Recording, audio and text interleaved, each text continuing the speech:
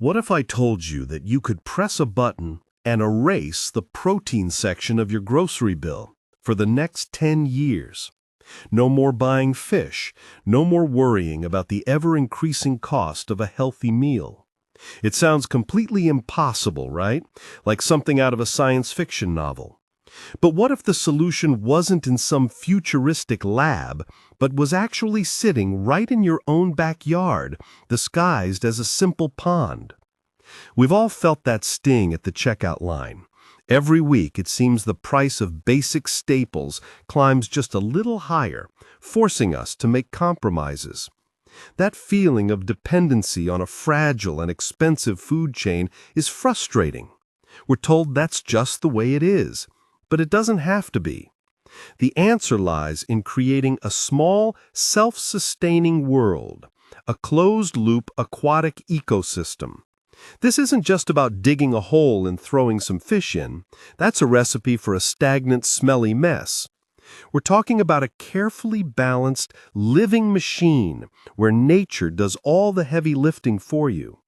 Imagine a system where the waste is not a problem to be solved, but a valuable resource. For example, the ammonia produced by the fish, which would normally poison them, is eagerly consumed as fertilizer by a specific set of aquatic plants. These plants, in turn, grow at an incredible rate, becoming a constant, self-replenishing source of high-protein food for the very fish that fertilized them. It's a perfect, elegant loop that powers itself. The implication is profound. Once established, this system transforms a small patch of your yard into a perpetual protein engine, delivering a predictable harvest with shockingly minimal input from you. You go from being a passive consumer, subject to market prices and supply shortages, to an active producer of your own food. But how does this elegant biological dance actually work? It's not magic. It's a fascinating cycle of life, tailor-made for your dinner table. To understand it, we need to meet the three key players who make it all possible. All right, so that promise of a decade of free protein might sound like magic, but it's actually just a clever bit of biology. Think of it like the circle of life from The Lion King, but for your dinner plate. Instead of lions and gazelles, our system has three key players working in a perfect, self-sustaining loop. First up, you have the stars of the show, the fish. These are your protein producers. They swim, they eat, they grow, and eventually they become a source of food. But they also do something else crucial. They produce waste. In a normal pond, this waste, primarily ammonia, would build up and become toxic, killing everything. But in our system, that waste isn't a problem. It's the fuel that powers the entire engine. This is where our second player comes in, the invisible workforce, the microbes. Think of them as microscopic translators. Billions of beneficial bacteria set up shop on every surface in the pond. One team of bacteria takes that toxic ammonia from the fish and converts it into something called nitrites. It's still not great, but then a second team of bacteria steps in, consumes the nitrites, and transforms them into nitrates. And nitrates are pure gold. Why? Because they are the favorite food of our third and final player, the plants. The plants act as the system's living filter. They eagerly slurp up all those nitrates from the water, using them to grow like crazy. In doing so, they scrub the water clean, leaving it fresh and oxygenated for the fish. It's a perfect loop. The fish feed the microbes feed the plants, and the plants clean the water for the fish. The system literally cleans and fertilizes itself. So we have our cast of characters, the protein engine, the invisible converters, and the living filter. But you can't just throw any old goldfish or lily pad in there and expect it to work. Choosing the right species for each role is the absolute key to making this system a low-maintenance, decade-long success. All right, a system is only as good as its components. You can't just toss any old goldfish in a puddle and expect a steak dinner. This is about ecological engineering, and that means choosing our champions very, very carefully. For our main event, the protein powerhouse, we're not using salmon or trout. We're choosing the undisputed king of sustainable aquaculture, the tilapia. Why? 3 reasons. They grow incredibly fast, they're ridiculously tough and can tolerate a wide range of water conditions, and, most importantly, they are voracious herbivores. They will happily munch on the very plants we grow in the pond, making them the perfect engine for our closed loop. Now, what are they eating? Meet champion number 2, duckweed. Don't let the simple name fool you. This stuff is a protein-packed superfood that doubles its mass every 48 hours under the right conditions. It creates a living, self-regenerating carpet of food on the water's surface that the tilapia can graze on 24/7. It's the closest thing you can get to an infinite food cheat code. But a pond full of fish waste and food would quickly turn into a toxic swamp. That's where our third champion, the water hyacinth, comes in. Think of it as the system's heavy-duty water purifier. Its massive, feathery root system acts like a biological sponge, sucking up the nitrates and phosphates that would otherwise poison the water. It keeps the environment stable and crystal clear, doing the work of an expensive filter for free. Finally, we need a cleanup crew for the nitty-gritty. We'll add a population of ramshorn snails. These guys are our filth-eaters. They tirelessly scour the bottom and sides, consuming algae, leftover food, and decaying plant matter, preventing sludge buildup and keeping the entire ecosystem pristine. They are the janitors that make sure our paradise doesn't turn into a garbage dump. You see, none of these choices are random. The tilapia's waste feeds the plants clean the water and feed the tilapia. The snails clean up everyone's mess. It's a perfectly balanced, self-regulating team designed for one thing: long-term, low-maintenance success. So we've picked our champions and we understand their roles. Now it's time to build them their arena. All right, we've talked about the science and we've chosen our champions. Now comes the best part: turning a patch of dirt into a self-sustaining oasis. This is where theory gets real, and it's probably easier than you think. First, the dig. Forget precision engineering. We're creating an organic shape, not a swimming pool. The most important feature is creating multiple levels. Think of it like a sunken amphitheater. We dug a shallow shelf, about a foot deep, around the edge. This is prime real estate for our filtering plants. Then we created a deeper central zone, about 4 feet down, giving our fish a safe place to hide from predators and escape the summer heat. A simple shovel and a strong back are all you really need. Next, the single most critical component, the liner. This is what officially turns your hole in the ground into a contained ecosystem. Don't cheap out here. A proper fish-safe liner is the foundation of the whole system's longevity. We first laid down a soft underlayment. Old carpet works great to protect it from any sharp rocks. Then we carefully unfolded the liner, pushing it into all the corners and smoothing out the big wrinkles. Once the water starts going in, its weight will do the rest of the work, molding it perfectly to your pond's shape. Now for the invisible magic, kickstarting the biological cycle. You can't just add fish to sterile water, you'd be creating a toxic mess. Before our tilapia arrive, we need to establish our army of waste-converting microbes. To do this, we ghost-fed the empty pond, tossing in a handful of high-protein fish food every day for 2 weeks.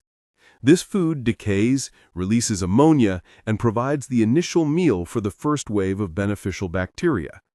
Those bacteria then convert the toxic ammonia into nitrites, and a second type of bacteria converts those nitrites into nitrates, which is perfect plant food. Once the water tests show the cycle is stable, we add our plants. The water hyacinths go in the deep end, their roots dangling to suck up nutrients, while our other filtering plants take their place on the shallow shelf. Visually, this is the moment it all comes together. The black liner disappears beneath the sea of green, and the mud pit finally becomes an oasis, a perpetual protein engine just waiting for its key players. It looks fantastic, a living system humming with potential. But I know what you're thinking. A liner, a pump, the plants, none of that showed up for free. So what is the actual price for this free protein? Let's crunch the numbers and see when this investment actually starts paying you back. All right, the Perpetual protein engine is built. It's a beautiful living system. But I know what you're thinking, because it's the elephant in the room with a price tag around its neck. Just how free is this free protein? Let's be honest, nothing is truly zero cost. So let's talk about the price of free. The initial setup is where your entire investment lies. For a system of this size, our biggest single expense was the durable pond liner. After that, we have the starter colony of tilapia fingerlings, our initial batch of water hyacinth and duckweed, and a few basic plumbing fittings. All in, our total one-time setup cost came to roughly $950. Sure, you could do it for less with salvaged materials, or more with a fancy filtration system, but this is a realistic, solid baseline for a long-lasting pond. Now for the fun part, the return. We're conservatively projecting an annual harvest of 50 pounds of tilapia from this system. Head to your local grocery store and you'll likely find tilapia fillets selling for around $8 a pound. A quick bit of math, 50 pounds times $8, that's $400 worth of clean, healthy protein produced by your backyard every single year. So here's the 10-year breakdown. We have a $950 investment that generates $400 in value annually. That means we hit our break-even point in just under 2.5 years. After that moment, for the next 7.5 years of our decade-long experiment, this pond is literally producing free food. That's the catch and the reward. It's not free on day one, but it becomes functionally free after the system pays for itself.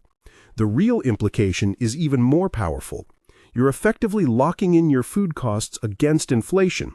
As the price of fish at the store inevitably rises over the next decade, the cost of your protein source remains fixed at zero. Of course, this perfect financial model assumes everything goes according to plan. It assumes your little ecosystem runs like a Swiss watch, untouched by the chaos of the real world. But what happens when a hungry heron spots your pond from above, or a hidden disease starts to creep through the water? What are the silent killers that can turn this paradise into a problem? All right, so far this sounds like a dream, right? A self-contained, food-producing paradise in your backyard. But let's get real for a moment, because every paradise has its serpents, and in our pond there are a few silent killers you need to watch out for. It's crucial to understand that this is a living system, and sometimes living systems get sick. The first and most common is a system imbalance. This isn't a dramatic raccoon attack, it's a silent, invisible chemical war. I'm talking about ammonia spikes. Your fish produce waste, and our microbe friends are supposed to convert it. But if you overfeed, or if the system is too new, that toxic ammonia builds up faster than it can be processed. You'll wake up one morning and your crystal clear water will be cloudy. Or worse, you'll see fish gasping at the surface for oxygen. The fix isn't complicated, it's just disciplined. Regular water tests with a simple kit, and resisting the urge to give them that one extra pinch of food. Vigilance is your best weapon here. Then you have the more obvious threats. To a passing great blue heron or a crafty nocturnal raccoon, your pond isn't an elegant ecosystem, it's an all-you-can-eat tilapia buffet. These guys can be devastatingly efficient. One day you have 50 fingerlings, the next you have 35. For this, the solution is beautifully low-tech. A sturdy net stretched taut across the surface. It might slightly spoil the natural aesthetic, but it's a nearly foolproof barrier that keeps your protein in the pond and the freeloaders out. Finally, there's disease. And 90% of the time, disease is just a symptom of another problem, usually stress from poor water quality. See how this all connects? A stressed fish is a vulnerable fish. You might spot something like itch, which looks like tiny white grains of salt on their fins and body. The ultimate defense isn't medicine, it's prevention. Maintain that clean water, don't overcrowd your pond, and always quarantine any new fish before introducing them. A little patience up front saves a world of heartache later.